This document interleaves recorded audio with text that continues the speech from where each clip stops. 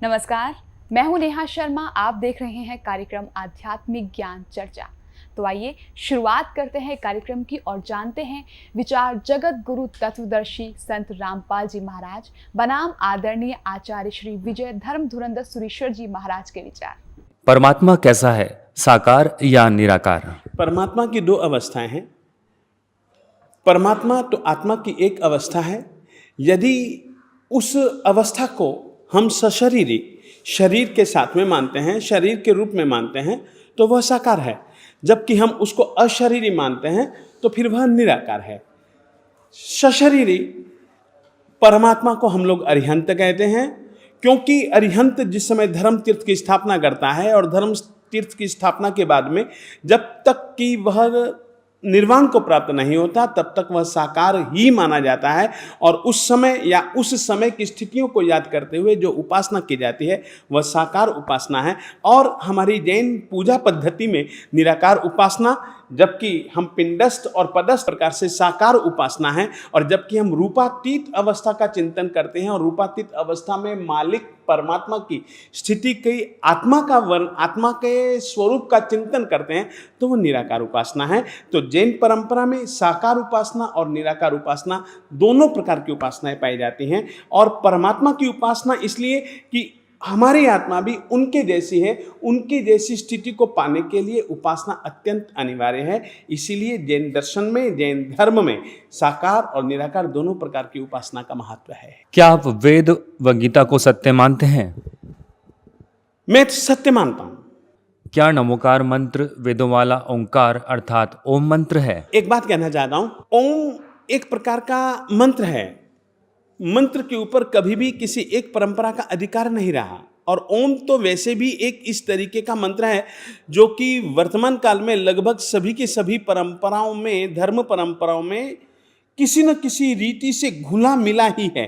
हाँ, मैं यह कह सकता हूँ कि वेदों वाला है या नहीं है, परंतु हमारे जैनागमों में, हमारे जैन साहित्य में एक श्लोक है ओम की उत्पत्ति के संदर्भ में। अरिहंता अशरीरा आयर्या उवज्जाय मुनिनो पंचक्षर निपन्नो ओंकारो पंच परमिट्ठे।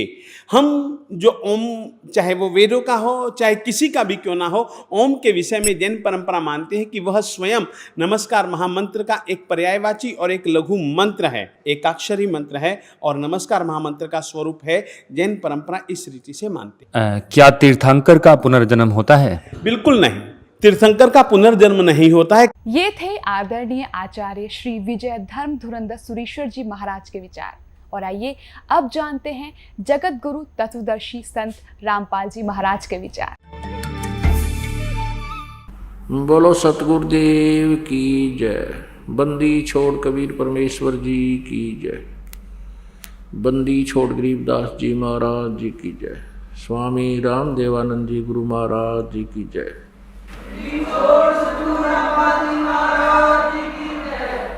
सर्व संतों की जय, सर्व भक्तों की जय, धर्मी पुरुषों की जय, श्री काशी धाम की जय, श्री छुडानी धाम की जय, श्री करौथा धाम की जय, श्री बरवाला धाम की जय। सत साहिब गरीब नमो नमो सतपुरुष को नमस्कार गुरु की नहीं। सुर नर मुनि जन साधुआं संतों सर्वस्ती नहीं। सतगुरु साहेब संत सब डंडो तुम प्रणाम। आगे पीछे मज हुए तिनको जहाँ कुर्बान। मूर्ख बनाने के लिए अनजान लोग कहते हैं कि जो तीरंथ कर बन जाता है उसका पुनर्जन्म नहीं होता। ये भी इनकी भूल है। ऋषभ देव जी का जन्म हुआ, वो बाबा आदम हुआ। देखिएगा पुस्तक आओ जैन धर्म को जाने। ये पुस्तक आओ जैन धर्म को जाने, ये आपको भी दिखाई थी। लेखक हैं प्रवीण चंद्र जैन, M.A. शास्त्री, जम्बूद्वीप हस्तिनापुर। प्रकाशक हैं श्रीमती सुनीता जैन, जम्बूद्वीप हस्तिनापुर मेरठ से। मुद्रक है Dhirendra Jain, new Rishabh offset printer Meerut. Phone number इतना। अब इसमें दिखाते हैं ऋषभ देव जी का अगला जन्म क्या हुआ। 154 पृष्ठ पे आओ जैन धर्म को जाने। 154 पृष्ठ पे प्रश्न है, कौन से तीर्थंकर को सभी धर्मों में पूजा जाता है? भगवान श्री आदिनाथ को यानी ऋषभ देव जी को, इस्लाम धर्म में भगवान आदिनाथ को क्या माना गया है? उत्तर आदम बाबा। अब ये हमने ये याद रखना है कि इस्लाम धर्म में भगवान आदिनाथ यानी ऋषभ देव जी को बाबा आदम रूप में जन्म हुआ उनका। पुण्यात्माओं, अब आपको दिखाते हैं बाबा आदम अर्थात ऋषभ देव जी कहाँ गए? वे पितरलोक में गए। एक कॉमन स्थान है जहाँ पर एक साइड में स्वर्ग है, एक साइड में बहुत लंबा चौड़ा पितरलोक है। जो पितर योनि को प्राप्त कर जाते हैं वो प्राणी उस पितरलोक में चले जाते हैं। आपको दिखाते हैं जीवनी हजरत मोहम्मद। ये देखिए, पहले आपको मौखिक बताते हैं थोड़ा। हजरत मोहम्मद जी को एक खच्चर जैसा जानवर आया ऊपर तक, वो उनको साथ लेकर के एक जबरील नाम का देवता उनको उस खच्चर जैसे पशु पर बैठा करके ऊपर ले गया। वहाँ स्वर्ग बताते हैं कि स्वर्ग में देखा एक व्यक्ति दाईं ओर मुख करके तो हंस रहा था और बाईं ओर मुख करके रो रहा था बुरी तरह। हजरत मोहम्मद जी ने पूछा उस जबराइल नामक देवता से, फरिश्ते से, कि ये व्यक्ति कौन है, ये क्यों हंस रहा है और क्यों रो रहा है? उस जबराइल ने बताया कि ये बाबा आदम है, दाईं ओर स्वर्ग में इसकी नेक संतान है, अच्छी संतान सुखी है, और बाईं ओर नरक है, उस नरक में इसकी निकम्मी संतान वहाँ महाकष्ट उठा रही है। दाईं ओर जब देखता है अपनी संतान को सुखी देखकर ये खुश होता है, और इधर बाईं तरफ नरक में अपनी निकम्मी संतान को कष्ट उठाते हुए उसको उनके ऊपर यातनाएं दी जा रही हैं, उनको देखकर ये रो रहा है। बता, या ये फायदा मिला ऋषभ देव को। अब ये लाभ हुआ ऋषभ देव की साधना से, ये पितरलोक में गया, बाबा आदम का जन्म हुआ, स्वर्गलोक इसको कहते हैं। अब वहाँ स्वर्ग में भी चैन को ना ऋषभ देव को, बाबा आदम को, वहाँ भी कभी हंस रहा है कभी रो रहा है। तो यहाँ में और वहाँ में क्या अंतर हो गया? इन साधनाओं का ये बेनिफिट है, और जो ये दास बताएगा, परमात्मा ने आकर बताई है, उससे क्या लाभ होगा वो भी बताएंगे। अब देखिएगा जीवन चरित्र हजरत मोहम्मद मुसलमान धर्म के प्रवर्तक का। जीवनी हजरत मोहम्मद सल्लल्लाहु अलैहि वसल्लम, मोहम्मद इनायतुल्लाह सुभानी इसके राइटर हैं। हजरत मोहम्मद की जीवनी है सल्लल्लाहु अलैहि वसल्लम, इन्हीं की उपमा ही है। मोहम्मद इनायतुल्लाह सुभानी अनुवादक हैं नसीम गाजी फलाही। इन्होंने तो ये अरबी भाषा में लिखा था, अनुवादक ये है हिंदी में। मरकजी मकतबा इस्लामी पब्लिशर्स नई दिल्ली, इस्लामी साहित्य ट्रस्ट, प्रकाशन 81, सर्वाधिकार सुरक्षित है। ये है नाम मूल किताब मोहम्मद अरबी उर्दू से इसका अनुवाद है। प्रकाशक मरकजी मकतबा इस्लामी पब्लिशर्स D 307 दावत नगर अबुल फजल इनकलेव, जामिया नगर नई दिल्ली से। ये इनके दूरभाष और फैक्स नंबर है। मुद्रक है HS ऑफसेट प्रिंटर्स नई दिल्ली। अब इसके 161 से प्रारंभ करते हैं। पहले प्यारे नबी सल्लल्लाहु यानी हजरत मोहम्मद बता रहे हैं कि आज रात बुराक नामक एक जानवर आया, उस पर बैठकर मैंने बैतुल मरकादस की सैर की।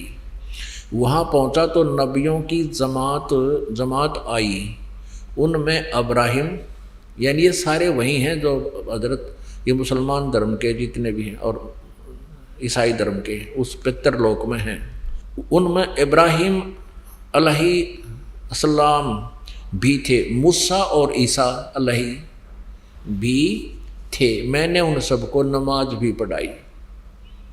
हजरत मोहम्मद जी बता रहे हैं कि उससे पितरलोक में ये मूसा जी ईसा जी जिससे ईसाई धर्म चला वहीं थे और मैंने उन सबको नमाज पढ़ाई।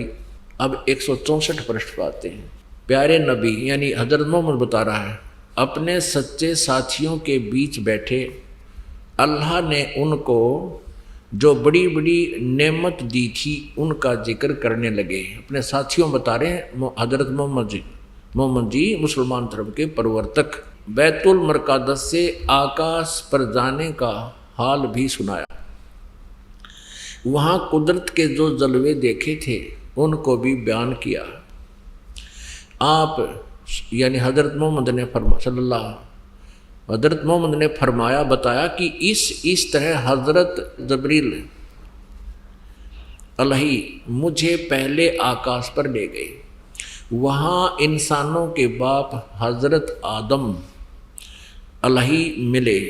उनका हाल यह था कि जब दाईं ओर देखते तो खिल उठते यानी हंसते थे और हंसने लगते, और बाईं ओर देखते तो मारे गम के आंसू भर लेते, क्योंकि दाईं ओर उनकी नेक औलाद संतान के कर्म थे और बाईं ओर बद के। हजरत आदम अलही ने आप सल्लल्लाहु यानी हजरत मोहम्मद को देखा और बोले, तुम्हारा आना मुबारक हे नेक नबी, हे नेक बेटे। हजरत मोहम्मद को वो बाबा आदम बोल रहा है, तुम्हारा आना मुबारक हे नेक नबी, हे नेक बेटे। आप सल्लल्लाहु ने पूछा, हजरत मोहम्मद ने पूछा जबरील, ये जब्राइल नाम का देवता से पूछा, यह कौन है? उन्होंने जवाब दिया, जबरील ने जवाब दिया, यह आदम अलही हैं, बाबा आदम हैं, सारे इंसानों के बाप।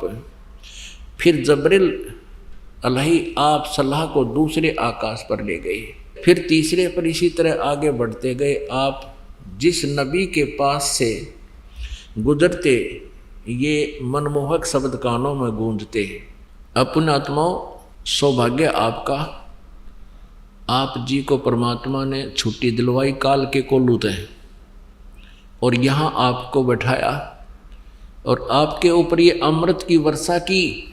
अब किसी भी अक्षेत्र में हम कदम रखते हैं तो उसके लिए हमें समय भी चाहिए। एक बच्चा स्कूल पढ़ने जाता है, बीए करने के लिए उसने 14 वर्ष फ्री चाहिए, तब वो 14 पढ़ सकता है और तब उसको क्या प्राप्त होता है? एक रोजी रोटी की व्यवस्था होता हो ना भी हो, कोई गारंटी नहीं। और ये आत्म कल्याण का इतना बड़ा प्रोजेक्ट, इतना महाउपकार का कार्य, इसमें भी समय आपको चाहिएगा। आपने ये क्लास अटेंड करनी पड़ेगी यदि आप यहाँ से छुटकारा चाहते हो, ना तो यह दुर्गति तैयार है। अब आप जी ने देख लिया कि बाबा यानी Shri Rishabh Dev ji, founder of the Jain religion, वो क्या बना, उसकी मृत्यु कैसे हुई, और ऐसे अच्छे साधक की ये काल ऐसे दुर्गति करता है। और फिर आगे चल के उसने जो नाम दिया मारीची को, उसकी क्या दुर्गति हुई। और महावीर जैन, वही आत्मा महावीर जैन बना, उसका कोई गुरु नहीं, आगे कोई उनकी शास्त्र अनुकूल साधना नहीं, पाखंड मत स्वयं की, पाखंड साधना स्वयं की, बकवादें, पाखंड माने बकवाद, और आगे भी वो बकवाद शुरू करा गया। वर्तमान के जैनी वो साधना करें, उनकी क्या हालत होगी ये अंडरस्टूड है। और बाबा आदम बने वही ऋषभ देव जी, उनकी स्वर्ग में भी क्या दुर्गति हो रही है, वहां भी चैन नहीं उनको। ओए होए, अब परमेश्वर ने आके बताया, ब्रह्मांड 2100 आग लगी है, कृत्रिम बाजी सभी ठगी है। 21 ब्रह्मांड तक इस काल के लोकों में कहता आग लगी हुई है, कोई भी जीव सुखी नहीं। अब प्रसंग चल रहा था, सुखदेव ने 84 भुगती बना पजावे खरवो, तेरी क्या बुनियाद प्राणी तू पंडा पंथ पकड़वो।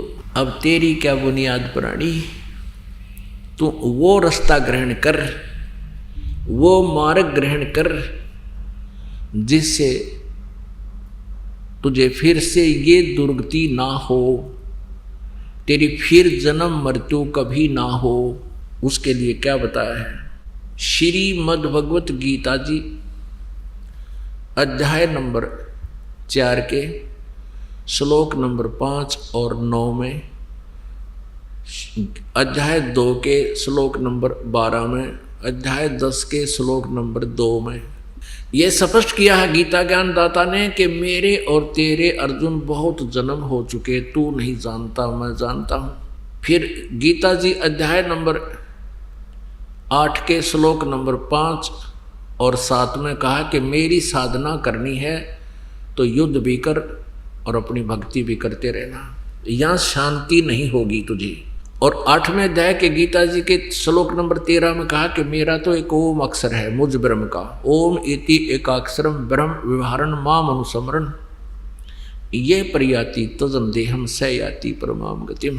मुझ ब्रह्म का एक ओम मंत्र है, ओनली वन मंत्र, ओम एक अक्षर, और उच्चारण करके सिमन करता हुआ ये प्रयाति तजम देहम, जो शरीर छोड़कर जाता स याति परमाम गति, वो ओम से मिलने वाली गति को प्राप्त होगा। वो कहाँ जाएगा? ब्रह्मलोक में जाएगा, ब्रह्म स्वर्ग में जाएगा। और गीता जी अध्याय नंबर 8 के श्लोक नंबर 16 में यह प्रमाण दिया है कि ब्रह्मलोक पर्यंत भी ये सभी वहां गए हुए व्यक्ति भी वापस जन्म मृत्यु में आते हैं।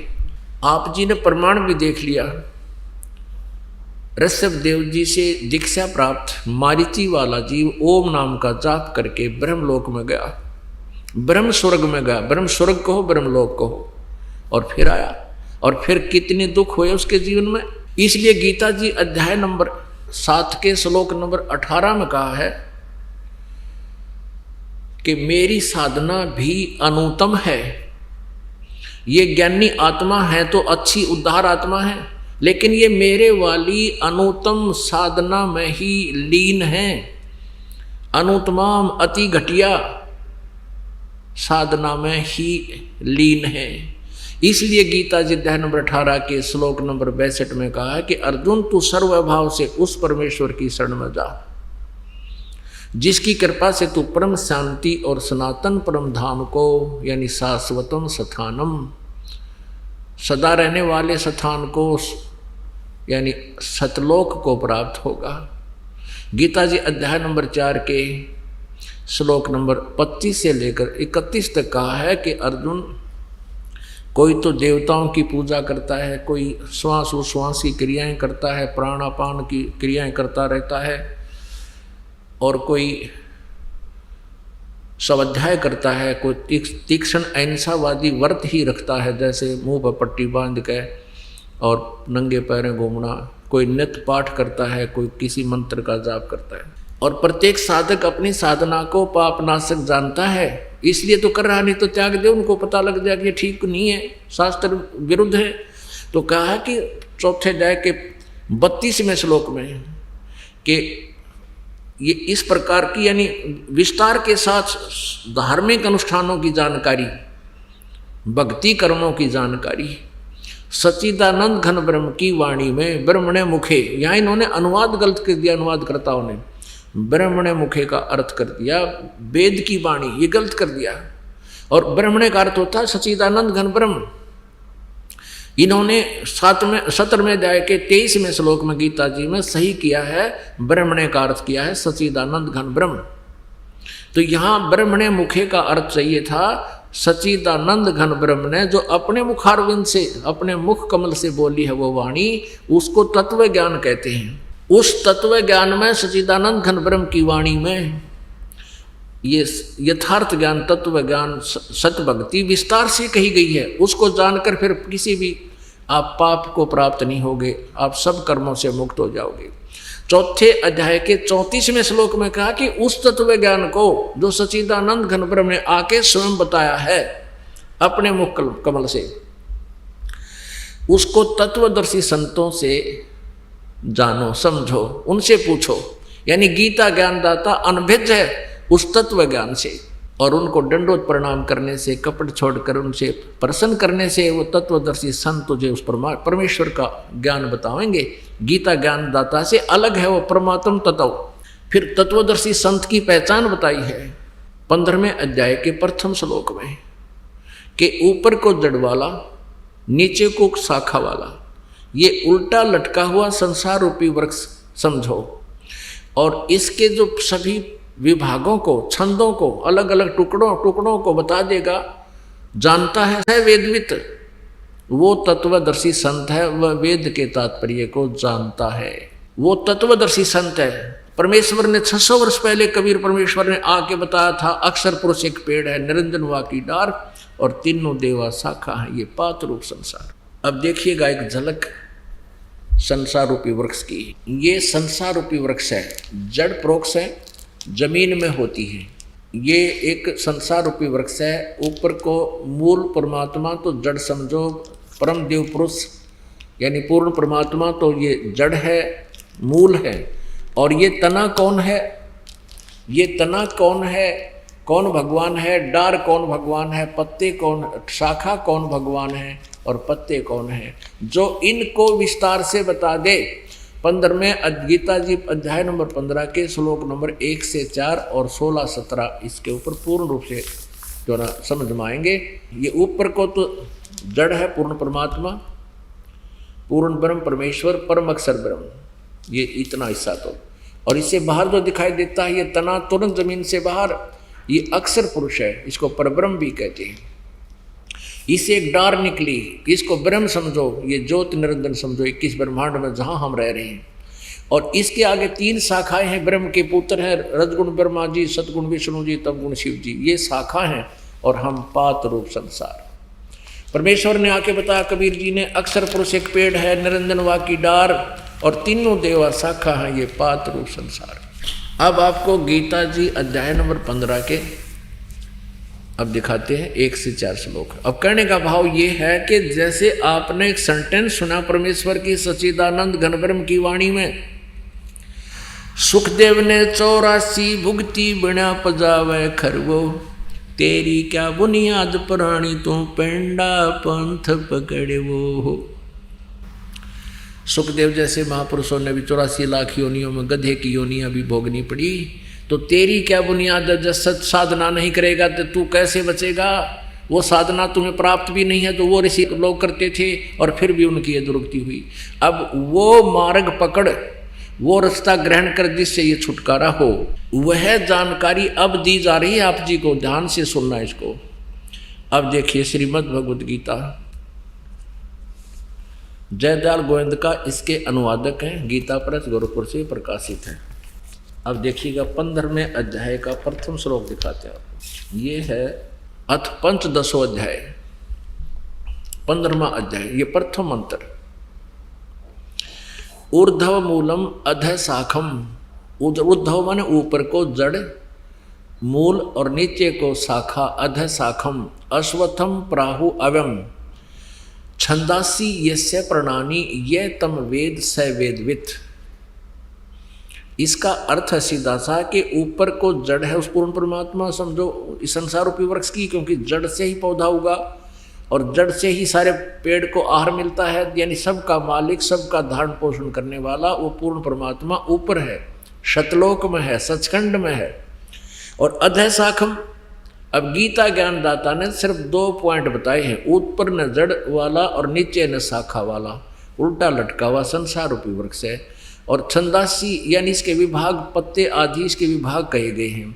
और ये तम वेद, इन सभी छंदों को, पत्ते आदि सभी छंद माने विभागों को, खंडों को जो बता देगा, ये तम वेद जो जानता है, स वेदवित, वह वेद के जानने वाला है, तात्पर्य को समझने वाला है, वह तत्वदर्शी संत है। अब इनका अनुवाद देखिए गीता प्रेस गोरख वालों का। आदि पुरुष परमेश्वर मूल वाले हैं, यानी जड़ तो समझो पूर्ण परमात्मा है, परमेश्वर हैं। अधः शाखम, यहाँ गलती कर दी इन्होंने, ब्रह्मा रूप मुख्य शाखा वाले नहीं, अधः शाखम नीचे को शाखा वाला। अब यहाँ देखो अधः माने, ये दूसरे श्लोक में 2 बार अधः लिखा है 15वें अध्याय का, और इसका अनुवाद इन्होंने यहाँ खुद किया है। अधः माने नीचे, अधः माने नीचे, तो हम यहाँ इसको ठीक कर लेंगे। ये विचलित हैं, इनको तत्व ज्ञान नहीं था, इन्होंने तो छट्टे मार रखे जहाँ इनकी बुद्धि विचलित होगी, तुक्के लगा रखे। ऊर्ध्व मूलम, ऊपर को शाखा, ऊपर को जड़ वाला और नीचे को शाखा वाला, अधः शाखम नीचे को शाखा वाला। संसार रूपी पीपल के वृक्ष को अविनाशी कहते हैं। वेद, इन्होंने छंदासी माने वेद कर दिया, नहीं, उसके टुकड़े हैं, वो पत्ते आदि उसके टुकड़े हैं, और जिसके पत्ते आदि कहे गए हैं।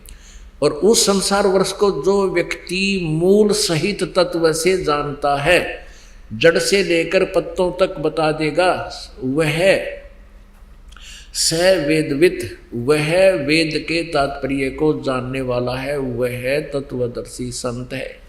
अब देखना दूसरे में,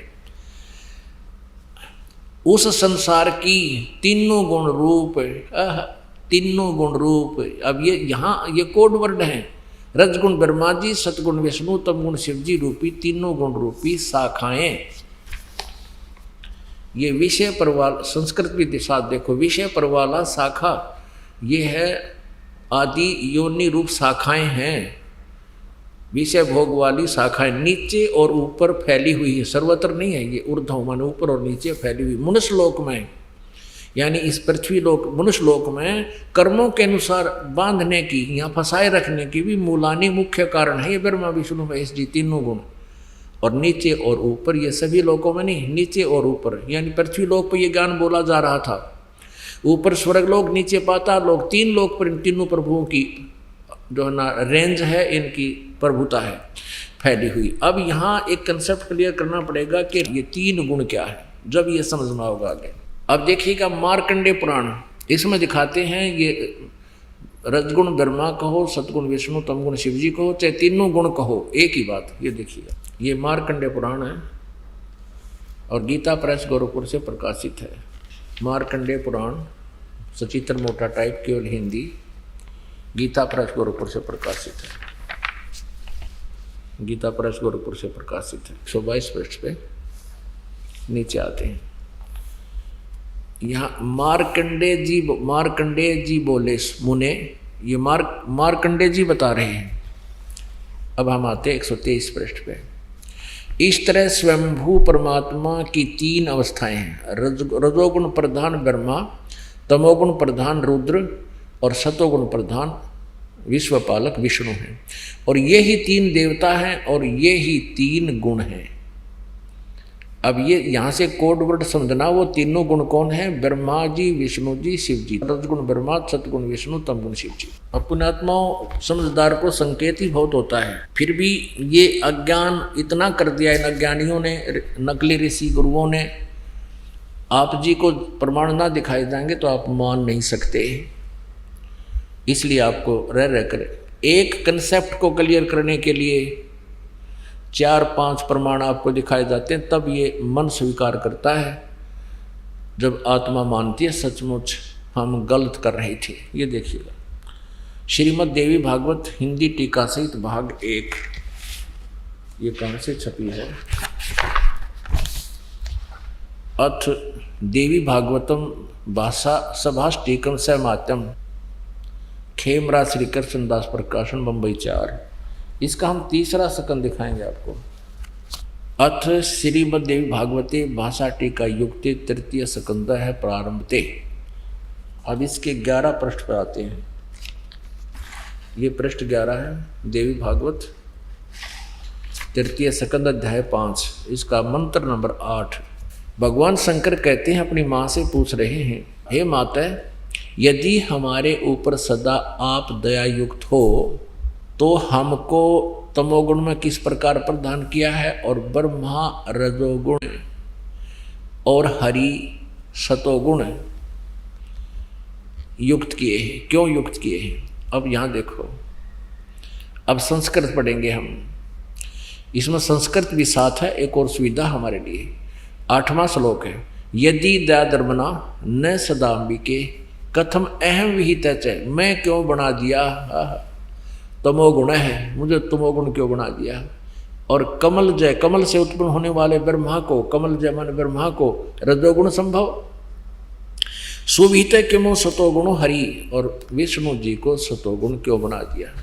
इति सिद्धम रजगुण ब्रह्मा जी, सतगुण विष्णु जी, तमगुण शिव जी। अब तीनों गुण रूपी शाखा परमात्मा ने कहा था, कबीर परमेश्वर ने, कबीर अक्षर पुरुष एक पेड़ है, निरंजन वाकी डारे। निरंजन कहते हैं इस ब्रह्म को, सर पुरुष को, ज्योति निरंजन काल को। और तीनों देवा शाखा हैं भाई पाते रूप संसार। अब गीता जी बता रही है कि 15वें अध्याय का प्रथम मंत्र कि इस उल्टे लटके हुए संसार रूपी वृक्ष को जो पत्तों सहित बता देगा, मूल से लेकर पत्तों तक न्यारे न्यारे विभाग बताएगा, स वेदवित, वह वेद के तात्पर्य को जानने वाला है, अर्थात वो तत्वदर्शी संत है। अब इसमें स्पष्ट कर दिया परमेश्वर ने कि अक्षर पुरुष एक पेड़ है, यानी जमीन से बाहर, पृथ्वी से बाहर जो दिखाई देता है पेड़, वो पेड़ कहलाता है। उसके क्या पार्ट हैं? ये तना होता है पेड़, तो तने से तना तो अक्षर पुरुष है, और उससे एक मोटी डार निकली वो सरपुरुष है, यानी ज्योति निरंजन काल है, ब्रह्म है। और उस डार के 3 शाखा हैं, रजगुण ब्रह्मा, सदगुण विष्णु, तम गुण शिव जी। ये इस ब्रह्म के पुत्र हैं, काल के पुत्र हैं, दुर्गा के इनकी माता है। और उससे आगे हम हैं पात रूप संसार। अपनात्मा। अब गीता जी अध्याय नंबर 15 के श्लोक 1, 2, 3, 4 को ये दास इसलिए आपके समक्ष रूबरू कर रहा है कि इसमें ये लिखा है कि उस तत्वदर्शी संत की प्राप्ति के उपरांत इस तत्व ज्ञान रूपी शस्त्र से अज्ञान रूपी इस गुत्थी को काट कर, सुलझा कर, समझ कर, उसके पश्चात उस परमेश्वर के उस परम पद की खोज करनी चाहिए, जहाँ जाने के बाद फिर लौट कर साधक फिर पुनः संसार में कभी नहीं आते। उनका पूर्ण मोक्ष हो जाता है, उनको शाश्वत स्थान प्राप्त होता है। और जिस परमेश्वर ने सारे ब्रह्मांडों को रचा है और उसी की साधना करनी चाहिए, अन्य की नहीं। ये गीता ज्ञानदाता फाइनल कर रहा है। अब आप श्रीमद् भगवत गीता जी को पढ़िए। पुण्यात्माओं, परमेश्वर ने अपनी वाणी में, सच्चिदानंद घन ब्रह्म की वाणी में कहा है, सतगुरु बिन काहु न पाया ज्ञान, जो थोथा बुछड़े मूड किसान। गुरु बिन वेद पढ़े जो प्राणी, समझे न सार रहे अज्ञानी। गुरु बिन वेद पढ़े जो प्राणी। गुरु तो ये नकली भी थे जी, आज तक वेद समझे ना गीता समझी, ये गुरु नहीं थे, ये नकली थे सभी, जिन्होंने पूरे विश्व को बर्बाद कर दिया, काल के जाल में फंसा रखा है। अब देखिएगा श्रीमद् भगवत गीता अध्याय नंबर 15, 15वां अध्याय, और ये प्रथम मंत्र है। अब बहुत आसानी से समझ में आएगा। ऊर्ध्व मूलम अधः शाखम, ऊर्ध्व मूलम अधः शाखम अश्वत्थ प्राहु अव्यम। ऊपर को जड़ और नीचे को शाखा वाला ये संसार रूपी अविनाशी पीपल का वृक्ष कहा गया है। छंदासी यस्य प्रणानी, यह तम वेद, जिसके छंद विभाग पत्ते सहित जो हैं सब पत्तों सहित जानता है। यह तम वेद, जो उसको जानता है, अज्ञान अंधकार में छुपे हुए को जानता है। स वेदवित, वो वेद के तात्पर्य को जानने वाला, अर्थात वो तत्वदर्शी संत है। ये हमने पढ़ लिया, आपने दूसरा भी पढ़ लिया। उस संसार वृक्ष की तीनों गुण, रजगुण ब्रह्मा, सतगुण विष्णु, तम गुण शिव जी रूपी शाखाएं ऊपर नीचे फैली हुई हैं। अब हम तीसरा पढ़ेंगे, इस संसार वृक्ष का स्वरूप। अब गीता ज्ञानदाता कहता है कि जैसा कि मैं आपको ज्ञान दे रहा हूँ, इस संसार वृक्ष का जो स्वरूप मैं तुझे बता रहा हूँ, इस संसार वृक्ष का स्वरूप जैसा कहा है वैसा यहाँ विचार काल में, यानी मेरे और तेरे गीता जी के विचार काल में, इस डिस्कशन में गीता जी का ज्ञान जो मैं दे रहा हूँ इसमें मैं नहीं बता पाऊंगा, क्योंकि मुझे इसका कोई पूर्ण ज्ञान नहीं है। गीता ज्ञानदाता हाथ खड़े कर रहा है। इस संसार वृक्ष का स्वरूप जैसा कहा है वैसा यहाँ विचार काल में गीता जी के डिस्कशन में नहीं पाया जाता, मैं नहीं बता पाऊंगा, क्योंकि इसका न आदि है और न अंत है, तथा न इसकी अच्छी प्रकार सचिथि, यानी ये खुद परिचित नहीं है, इसलिए कह रहा है। इसलिए इस सुविरुद्ध मूलम, अति दृढ़ मूल वाले, ये नहीं अति दृढ़ मूल वाले, क्योंकि मूल जड़ पूर्ण परमात्मा है, वो स्थान शाश्वत स्थान है, वो कभी नष्ट नहीं होता, वो दृढ़ स्थान है। इस पीपल के वृक्ष को दृढ़ेन असंख्य शस्त्रेन छित्वा, वैराग्य रूप शस्त्र नहीं, तत्व ज्ञान रूपी शस्त्र से के द्वारा काट कर, यानी इसको समझ कर, जान कर तत्वदर्शी संत को की प्राप्ति के उपरांत उसके पश्चात उस परम पद परमेश्वर की खोज करनी चाहिए, जिसमें गए हुए पुरुष फिर लौटकर संसार में कभी नहीं आते, उनकी दुर्गति नहीं होती, जैसे अब मारीची और सवदेव जी की हो रही है और सुखदेव जी की हुई।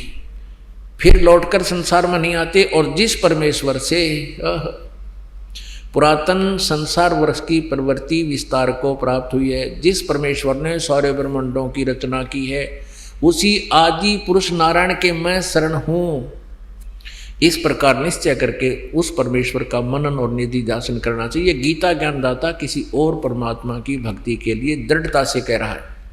अपनात्मा परमात्मा का पाना बहुत आसान है, ये आपके हृदय में निश्चय होना कि जो साधना हम कर रहे हैं ये फाइनल है और यही भगवान है। ये कठिन है। जब तक ये नहीं होगा तो आप भ्रमित रहोगे, काल के दूत आपको भटकाते रहेंगे और फिर आपका पतन शुरू हो जाएगा। गीता जी अध्याय नंबर 2 के श्लोक नंबर 53 में कहा कि अर्जुन, जब भांति भांति के भ्रमित करने वाले वचनों से तेरी बुद्धि हटकर एक परमात्म तत्व ज्ञान पर स्थिर हो जाएगी, तब तो तू योग को प्राप्त होगा, तब तो तेरी भक्ति स्टार्ट होगी। अब प्रसंग चल रहा है कि अक्सर पुरुष एक पेड़ है, निरंजन वा की डार। आप जिन ये चित्र देखा, ये है उल्टा लटका हुआ संसार रूपी वृक्ष। परमेश्वर ने, कबीर जी ने कहा, अक्सर पुरुष एक पेड़ है। ये तो तना तो समझो अक्सर पुरुष है, और सर पुरुष ये ज्योत निरंजन ये इसकी डार, और तीनों देवारज गुण ब्रह्मा सतगुण विष्णु तम गुण जीव शिव जी रूपी शाखा है, और ये पात रूप संसार। और गीता जी में ये लिखा 15वें अध्याय के प्रथम श्लोक में कि इनके सभी विभागों को, ये जड़ कौन है, ये परम अक्षर पुरुष कहो, परम अक्षर ब्रह्म कहो। तो इसको जो विस्तार से बता देगा, स वेदविद वो तत्वदर्शी संत है, वेद के तात्पर्य को जानने वाला। अब आप जी को दिखा रहे हैं 15वें अध्याय का 16 और 17 श्लोक, जिसमें तीनों भगवान, तीन पुरुष, क्षर पुरुष, अक्षर पुरुष और उत्तम पुरुष है तो अन्य। गीता जी अध्याय नंबर 8 के श्लोक नंबर 1 में अर्जुन ने पूछा कि हे प्रभु, आपने 7वें अध्याय के 29वें श्लोक में जिस तत्ब्रह्म के बारे में जानकारी बताई है कि मेरे इस ज्ञान का आश्रय करके कि तत्वदर्शी संत की खोज करो, उसके बाद वो तत्वदर्शी संत तुझे उस परमात्म तत्व की जानकारी देंगे। तो इस ज्ञान का जो आश्रय कर लेता वो तत्ब्रह्म से परिचित हो जाता है और पूरे आध्यात्मिक मार्ग से, आध्यात्मिक ज्ञान से परिचित हो जाता है और सभी कर्मों से परिचित हो जाता है। उसके पश्चात वो व्यक्ति केवल जरा और मरण से छूटने का ही प्रयत्न करता है और यहाँ इस संसार की किसी वस्तु की डिमांड नहीं करता। अब अर्जुन ने पूछा उस 8वें अध्याय के प्रथम श्लोक में कि किम तत्ब्रह्म, वो तत्ब्रह्म क्या है। 8वें अध्याय के 3रे श्लोक में गीता ज्ञानदाता ने कहा है वो परम अक्षर ब्रह्म है। ओए होए, अपने आत्माओं तीन परमात्मा जो कबीर परमेश्वर ने 600 वर्ष पहले आकर बताया था। अब इस काल ने गीता का ज्ञान बोला श्री कृष्ण में प्रवेश करके। इसने परमात्मा के भय से सच्चाई तो सारी कर दी, पर कहीं कहीं और कोड वर्डों में दे दी। आज परमात्मा ने इस दास पर कृपा कर दी, ये कोड वर्ड, ये गुड रहस्य आपके समक्ष उजागर हो रहे हैं, आप आसानी से समझ जाओगे। टीचर का काम यही होता है कि सदग्रंथों के गुड़ रहस्यों को समझे, जनता को समझावे। और हम इन नकली ऋषि महर्षि जो संस्कृत भाषा को जानते थे, इनको कह का नहीं पता था वेदों और गीता का, और हम इनको इनके ज्ञाता मानकर इनके द्वारा दंत कथा को सुनते रहे और हमारे सारे पूर्वज जीवन नष्ट करके चले गए। इन्होंने महा अपराध कर रखा हमारे साथ। कोई व्यक्ति आपको 10, 20, 50 हज़ार का धोखा दे देता है, कोई बात नहीं, वो कोई बड़ी बात नहीं है। आप 2 लाख 10 लाख का भी नुकसान कर देता है धोखा झूठ बोल के, वो घाटा पूरा हो सकता है। मनुष्य जीवन के साथ धोखा कर रही है नकली संत गुरु, और अब भी नहीं मान रहे हैं, अब भी रोड़ा अटका रहे हैं, भक्तों को गुमराह कर रहे हैं। रामपाल आलोचक है, उसकी बातें मत सुनना, उसका ज्ञान ना सुनना, वो तो दुश्मन है समाज के, वो हितैषी नहीं है समाज के। वो नहीं चाहते कि परमात्मा के पास ये आत्माएं पहुंच जाएं, वो काल के पक्के दूत समझना। आज कोई बालक नहीं है, सब शिक्षित है। सदग्रंथ हमारे सामने हैं, हमारे पास है, हम आसानी से समझ सकते हैं। इन नकली गुरुओं से आपने स्वयं बचना होगा, ये नहीं आपको आने देंगे सतमार्ग पर। अब ओम नाम का जाप यानी ब्रह्म साधना की थी ऋषभदेव जी ने, उसके पौत्र मारीची जी ने, उनकी के दुर्गति हुई। अब दिखाते हैं कि महावीर जैन की फिर के दुर्गति हुई।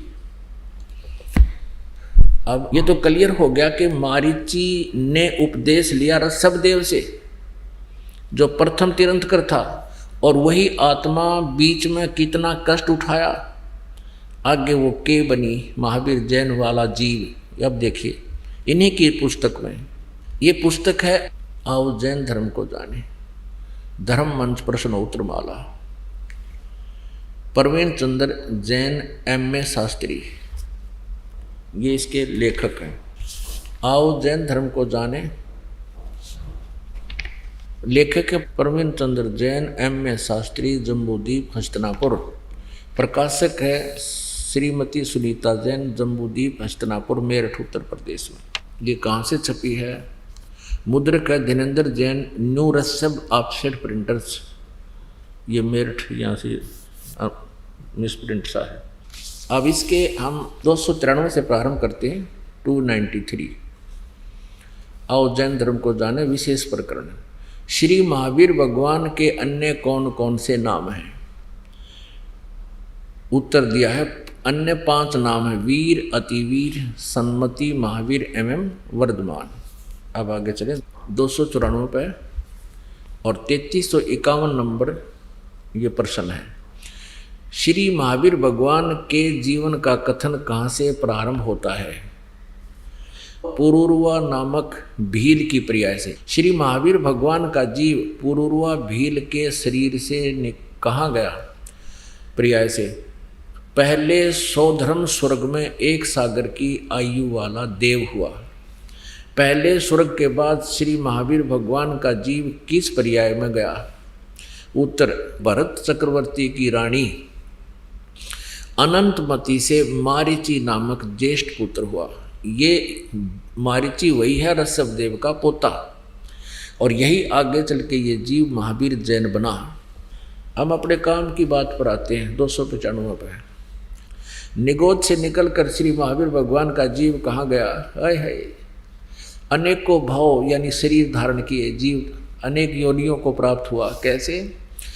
1000 बार आँख वृक्ष के जीवन भाव, और 80,000 सीप के भाव, 20,000 नीम वृक्ष के भाव, 90,000 बार केली वृक्ष के भाव यानी केले के वृक्ष बना, 3,000 बार चंदन वृक्ष के भाव, 5 करोड़ बार कनेर वृक्ष के भाव, 60,000 बार वैश्या के भाव वैश्या, और 5 करोड़ बार शिकारी के शरीर भाव, और 20 करोड़ बार हाथी, 60 करोड़ बार गधे के भाव। ओ तेरा गजब यह 30 करोड़ बार कुत्ते का जीवन, 60 करोड़ बार नपुंसक के भाव, 20 करोड़ बार स्त्री के भाव, 90 लाख बार धोबी के भाव, 8 करोड़ बार घोड़े के भाव, 20 करोड़ बार बिल्ली के शरीर भाव, और 60 लाख बार गर्भपात से मरण।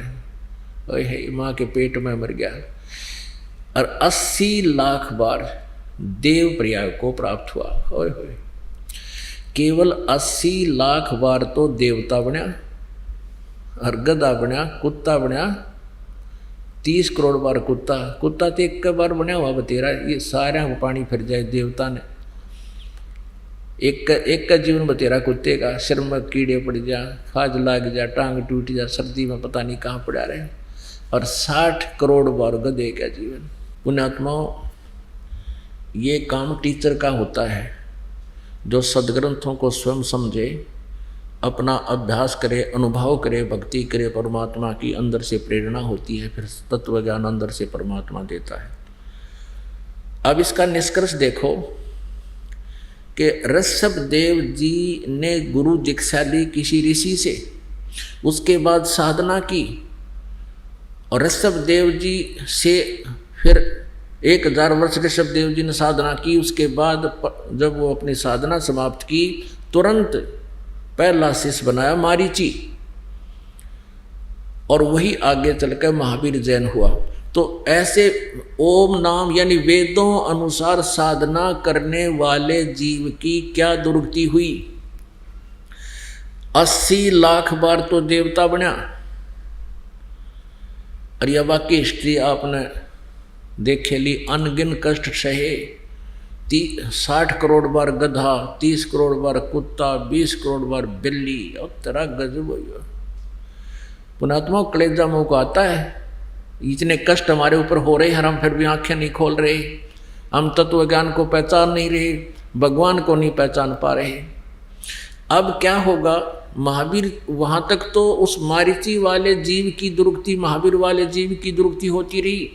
आगे चल के यही मारीची वाला जो शरीर जीव था, आगे महावीर जैन हुआ। महावीर जैन जी के इतिहास में लिखा है कि उन्होंने कोई गुरु नहीं बनाया, और ऐसे ही मुनिवर्ती में घर से निकल गया, निवस्त्र रहने लगा, अपने आप साधना करता रहा। कुछ दिन हठी होकर के अपने विचारों को ही व्यक्त करने लग गया जनता में। अब वर्तमान में जो जैन धर्म में साधना है, वो महावीर जैन जी द्वारा चलाए गए 363 पाखंड मत माने बकवाद साधनाएं, उन पर आधारित है पूरा जैन धर्म। अब उस वेदों अनुसार और गुरु परंपरा से, मर्यादा से गुरु बनाकर साधना करने वाले मारीची की कितनी दुर्गति हुई, एक बार पुनर्रिवाइज कर लो, ना याद रही होगी। ये देखो, ये वही पुस्तक है, आओ जैन धर्म को जाने। लेखक हैं प्रवीण चंद्र जैन, M.A. शास्त्री, जम्बूद्वीप, हस्तिनापुर। ये सारा अब फिर थोड़ा सा दिखाते हैं, ये मेरे मालिक। अब ये तो दुर्गति उस प्राणी की है जिसने इस काल के गुरु मर्यादा में रहते हुए साधना की है, मारीची वाले जीव की। ये देखिए, थोड़ा सा दिखा दें। 60,000 बार वैश्या के भाव, 5 करोड़ बार शिकारी बना दिया, नरे पाप इकट्ठे करवा दिए इस काल ने। 20 करोड़ बार हाथी के भाव, 60 करोड़ बार गधे के भाव, 30 करोड़ बार कुत्ते के भाव, 60 करोड़ बार नपुंसक के भाव, 20 करोड़ बार स्त्री के भाव, 90 लाख बार धोबी, 8 करोड़ बार घोड़ा, 20 करोड़ बार बिल्ली, और 60 लाख बार गर्भपात से मरण, 80 लाख बार देवता हुआ। बस 80 लाख बार तो देवता, और बाकी अविरन में टीनरी। ये तो उस प्राणी की है जो विधिवत काल के गुरु परंपरा में रहकर साधना कर रहा था। और अब ये उसके बाद ये नरक में भी गया, मारीची वाला जो फिर प्रथम नरक में गया। और फिर ये महावीर जैन हुआ। 24 में तीर्थंकर श्री महावीर भगवान हुए। महावीर भगवान होया फिर यूँ। श्री महावीर भगवान के जीव ने कितने पाखंड मत चलाए, 363 पाखंड मत चलाए। अपने आत्माओं, ये एक निर्णायक मोड़ पर आ गया है ज्ञान, भगवान का तत्व ज्ञान है ये। अब महावीर जैन की के दुर्गति हुई होगी, उसका तो वर्णन नहीं कर सकते, क्योंकि उसने तो कोई गुरु बनाया ना। और ये पाखंड मत माने शास्त्र विधि को त्याग कर मनमाने आचरण ये चला दिए, जिसको वर्तमान में जैन धर्म के सभी अनुयायी उसी से आके अपनी साधनाएं कर रहे हैं। तो इनका क्या हाल होगा ये कहने की जरूरत को नहीं। तो परमात्मा कहा करते, निरंजन धन तेरा दरबार, निरंजन धन तेरा दरबार, जहाँ पर तनिक ना न्याय विचार। कहे कबीर सुनो भाई साधो, यहाँ सब उल्टा व्यवहार। सच्चों को तो ये झूठा बतावें, इन झूठों का एतबार। निरंजन धन तेरा दरबार, निरंजन धन तेरा दरबार, जहाँ पर तनिक ना न्याय विचार।